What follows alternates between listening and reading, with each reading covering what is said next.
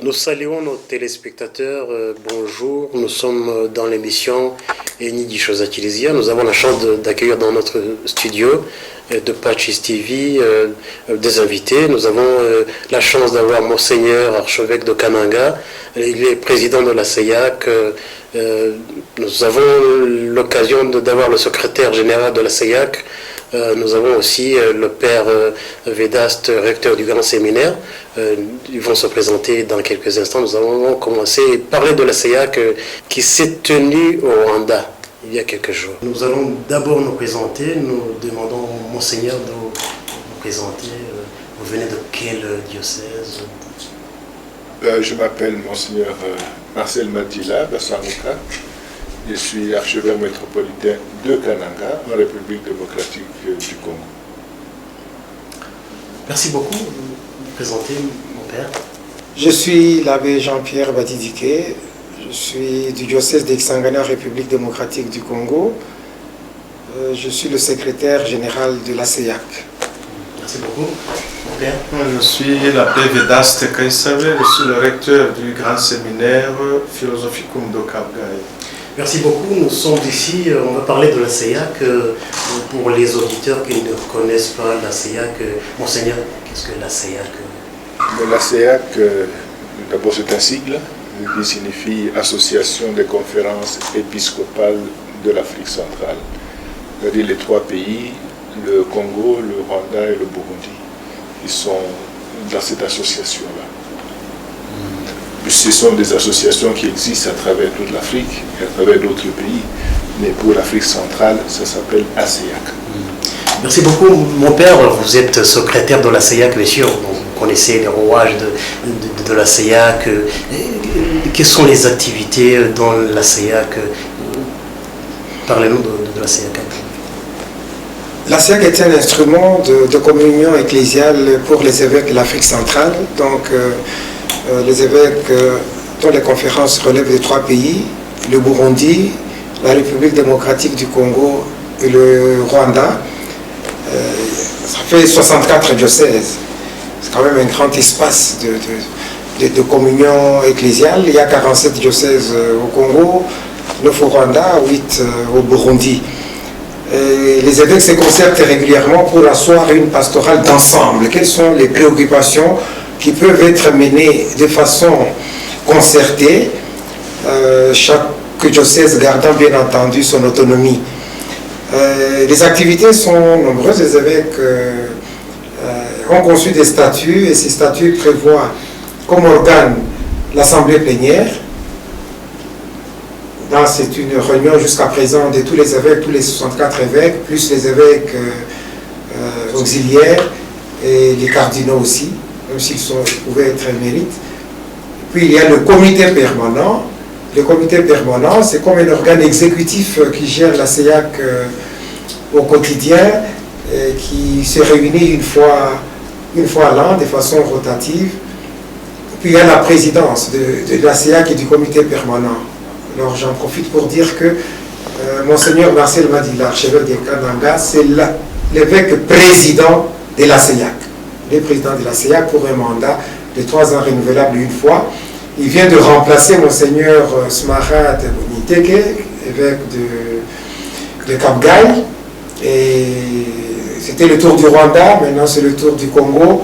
Après le mandat de Monseigneur Madila, ça sera le tour du Burundi. Et puis on reprend toute la boucle. Et puis il y a enfin le secrétariat général qui essaie de coordonner toutes ces activités. Parce que vous parlez d'activités, de quoi il s'agit au quotidien. Les évêques ont des préoccupations. Ils ont tout un plan stratégique qui a 5 axes très importants. On veut d'abord renforcer toute la structure des communications entre eux, afin de mieux communier avec leur population. Ils ont tout un axe qui concerne les questions sociales, justice et paix, Caritas, communication sociale de façon générale. Ils ont tout un axe sur l'évangélisation. Pour ces années qui viennent de passer, ils ont beaucoup insisté sur la jeunesse, sur les familles. Et dernièrement, sur la catéchèse, parce qu'il faut la concevoir autrement, dans un contexte multiconfessionnel, multiculturel, avec les nouveaux développements des mondes globalisés. Donc il y a beaucoup d'impératifs auxquels la catéchèse doit absolument répondre. Et puis il y a des questions de société, comme l'environnement, c'est une question très importante depuis l'encyclique du pape Laudato aussi. Il y a cette question-là qui est beaucoup plus importante et qui fait que les évêques s'intéressent à un ensemble. Alors ils ont créé des commissions, une commission pour les questions d'urgence et des couches vulnérables. C'est ça que nous appelons habituellement les caritas. Donc les interventions d'urgence en cas de catastrophe, les 3 pays et les 3 conférences peuvent se concerter pour asseoir une bonne façon d'intervenir. Il y a une question de justice et paix. Vous savez que nous sommes dans une région où il y a des conflits récurrents et des conflits qui ont causé beaucoup de désastres, beaucoup de massacres, même un génocide. Et les évêques prennent cela au sérieux et ils ont une commission qui traite des problèmes de paix et qui essaye d'apprendre aux gens à cultiver la paix et la bonne cohabitation. Et à cette occasion, ils ont aussi créé un institut de paix et de réconciliation qui est basé à Bukavu, en République démocratique du Congo, parce qu'ils se disent comment former les peuples, comment former les populations, comment former les jeunes à cohabiter. Les sermons, c'est bien, mais ça n'atteint peut-être pas toutes les couches de la population. Alors il s'agit de former des médiateurs de paix qui peuvent retourner dans leur milieu de vie, injecter des mécanismes de dialogue, de réconciliation, de pardon. Chaque pays le fait à sa manière, mais quand les 3 pays se mettent ensemble, je crois qu'il en sort quelque chose de beaucoup plus enrichissant. Et dernièrement, c'est ça peut-être qui a fait que nous venions à Kigali, ils veulent aussi s'occuper des prêtres. Vous savez que nous sommes dans une région florissante en vocation sacerdotale et religieuse, et ils veulent créer un cadre de concertation entre les prêtres, parce que ce sont les prêtres qui sont les artisans de la caritas sur terrain, les artisans de justice et de paix, de réconciliation et de pardon. Alors comment les former à ne pas être seulement pour une théologie beaucoup plus réservée à une classe académiquement bien formée, mais comment être un artisan de paix, même si on est aumônier à l'université, mais on peut aussi être un vicaire ou un routier dans un village. Tous ces prêtres ont besoin d'être encadrés et d'être formés. Voilà pour ce qui est des activités de la CEAC. Merci beaucoup, mon père. Je reviens au père Vedaste. Vous avez accueilli la CEAC ici. Apparemment, c'était le grand séminaire. Vous nous parlez de cet atelier, de ce que vous avez parlé pendant les jours que vous avez passés ici. Voilà, nous avons eu la chance d'accueillir nos collègues, mais c'est à la proposition toujours de la CEAC, notamment du secrétariat général de la CEAC. Et je dois dire aussi qu'on a même fait le déplacement dans d'autres pays, notamment le Burundi et le Congo. On a été à Bujumbura et on a été à Goma, et c'était le tour du Rwanda, et c'est le secrétariat qui préparait ça et nous demande s'il veut de mettre en œuvre tout ce qu'il faut pour pouvoir accueillir nos collègues. Alors, qu'est-ce que nous avons fait pendant ces rencontres?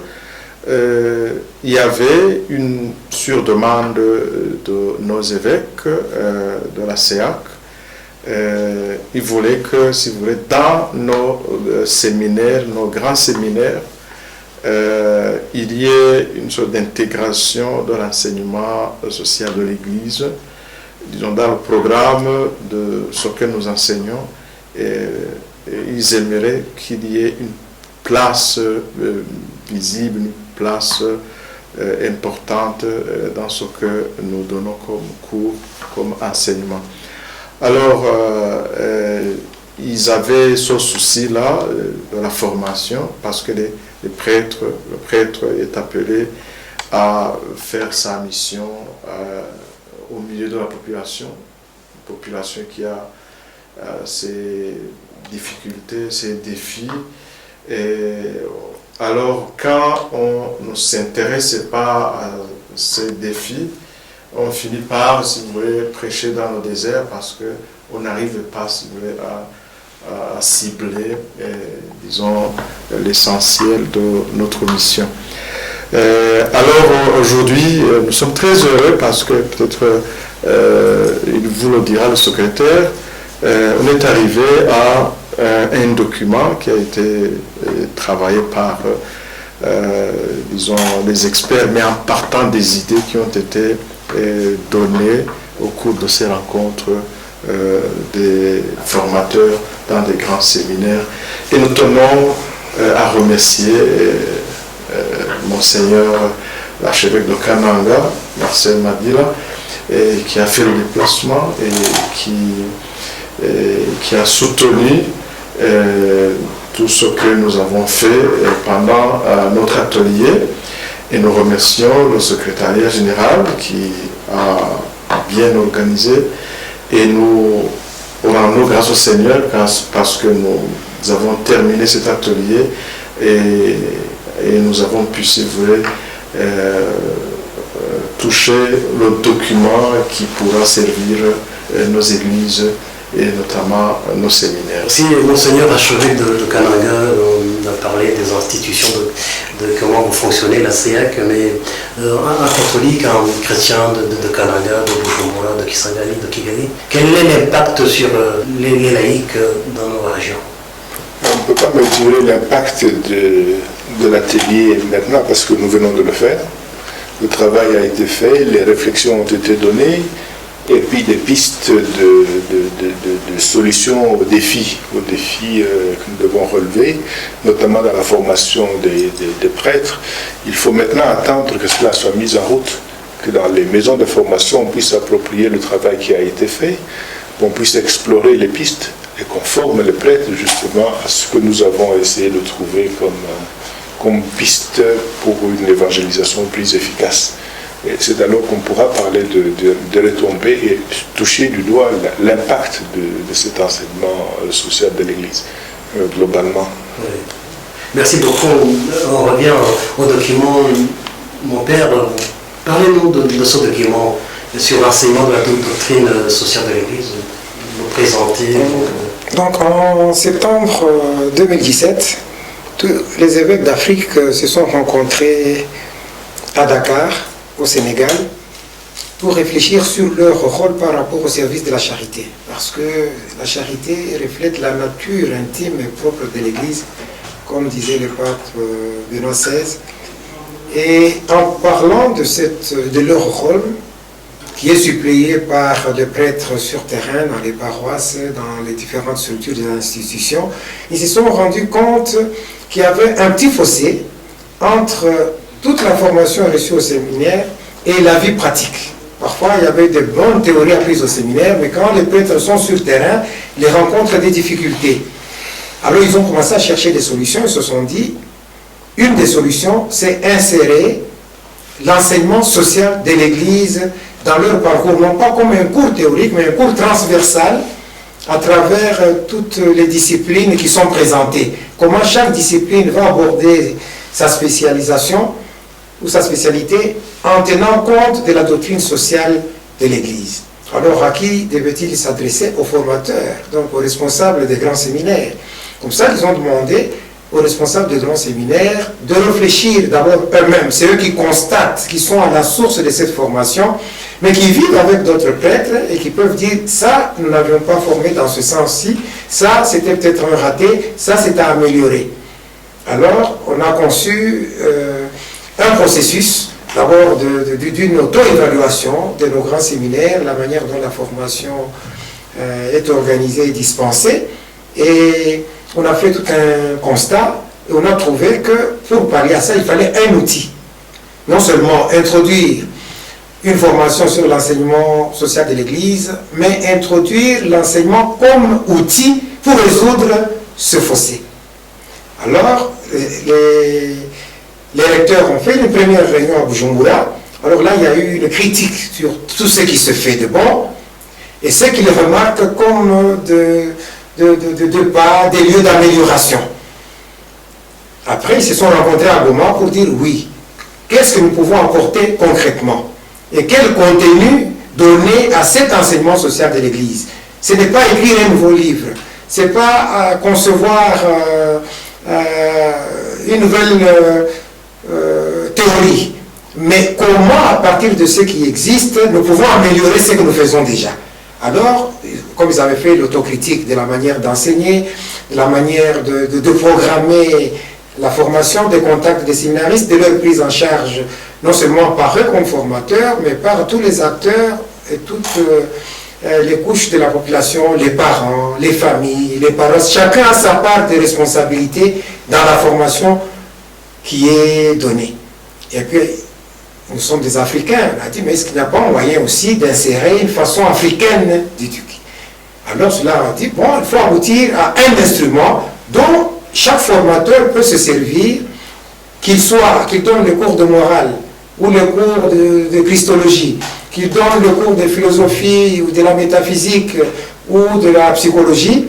Il y a des éléments de la doctrine sociale de l'Église qui peuvent éclairer la manière de donner cet enseignement.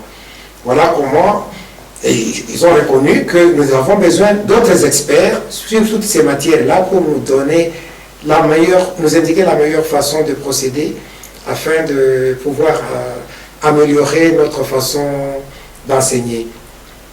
Et donc le livre n'est pas réservé seulement aux formateurs, il a été axé sur la manière des professeurs de procéder, mais il peut être utilisé par tout autre formateur, par un catéchiste, par le groupe des jeunes, mais principalement il est destiné aux séminaristes dans leur cursus de formation, la propédeutique, l'initiation à la philosophie, la configuration en théologie, mais mieux encore, la formation permanente des prêtres. Parce qu'il ne faut pas que les prêtres se disent, nous avons terminé le séminaire, nous avons été ordonnés, ça ne nous concerne plus. Non, l'Église a prévu une formation permanente. Donc, c'est comme ça que le livre est intitulé « Guide de l'enseignement de la doctrine sociale de l'Église ».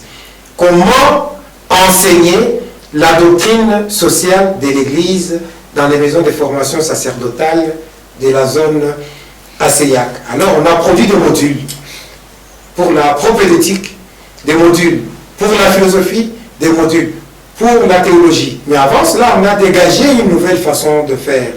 Vous verrez dans le livre, il y a par exemple le recours au proverbe, il y a le recours au conte, parce que c'est la manière dont les ancêtres nous enseignaient, dont nos parents nous enseignaient. Avant de commencer quelque chose, c'est une petite question pour que les apprenants, que sont les séminaristes ou les participants à une session, se sentent concernés par la manière de procéder afin de mieux s'approprier cet enseignement. Mais nous avons mis aussi dans le livre, parce qu'il faut aussi, entre nous, consommer local. Nos évêques ont produit des documents de haute facture sur des questions de paix, d'harmonie, de cohabitation pacifique, de la promotion de la non-violence, de la protection de personnes vulnérables, notamment les femmes, les laïcs, les enfants, donc des couches qui ne se sentent pas encore tout à fait prises en charge dans l'Église. Et ces textes-là, nous avons sélectionné un certain nombre de textes de nos évêques ici dans la zone de l'Afrique centrale, afin que nos prêtres, nos formateurs, nos catéchistes, nos religieuses et religieuses puissent savoir qu'il y a des outils qu'ils peuvent utiliser. Bien entendu, nous avons mis aussi des textes du magistère universel, quelques textes qui concernent l'Église universelle, un texte de l'Église d'Afrique, parce qu'il faut dire que l'Église d'Afrique s'est aussi organisée en association depuis 50 ans. Et ils se sont posé des questions de leur façon d'évangéliser maintenant que l'évangélisation est assumée par les prophètes locaux. Père Vedaste, vous êtes dans la formation, donc vous êtes recteur du grand séminaire. Comment est-ce que vous allez mettre en pratique donc, ce cursus?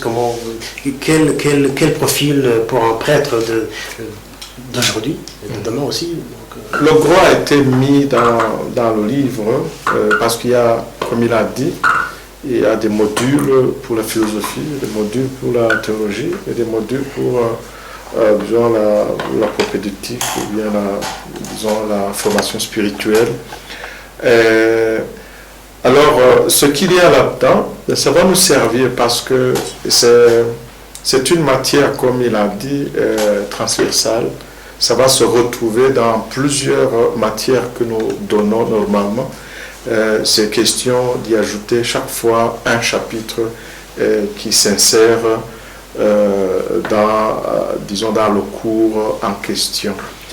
Et qu'est-ce que ça va donner comme fruit? Qu'est-ce que nous attendons comme fruit?